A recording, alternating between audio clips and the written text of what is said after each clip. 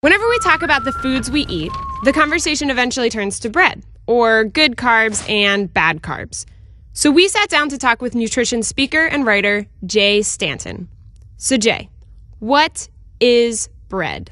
When you're looking at a bagel or a loaf of bread, what you're really looking at is a little chunk of gluey, indigestible, and nutritionally incomplete protein, some crumbled up pieces of a multivitamin pill, and a giant ball of sugar. That's not necessarily a bad thing, because we have to have a certain amount of sugar in our bloodstream at all times or our brain cells die.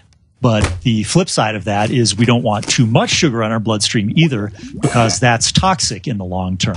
Right. We all know too much sugar is bad, but bread is still pretty healthy, right? I mean, don't our bodies know that bread is healthier than, say, candy? Absolutely not. They don't. By the time we digest it, it's all the same, and it's all sugar.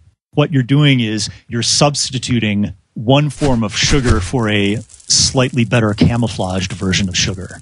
There's this number called the glycemic index, which tells you essentially how fast is the sugar in this food absorbed.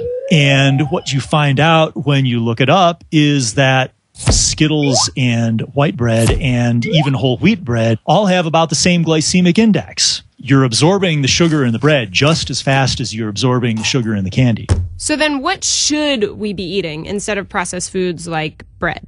We should be eating whole foods, and my rule of thumb for that is food does not have ingredients. Food is an ingredient. You know, meat, ingredients, meat. Spinach, ingredients, spinach. If it comes in a box, it's probably not food. If the bacteria won't eat it, maybe you ought not to. Bread is like the casual Friday of food. It's not healthy, but it's not a treat either. My advice? Stick to real food and real treats. Jay, this has been pretty eye-opening. I know I am never going to look at bread the same way again.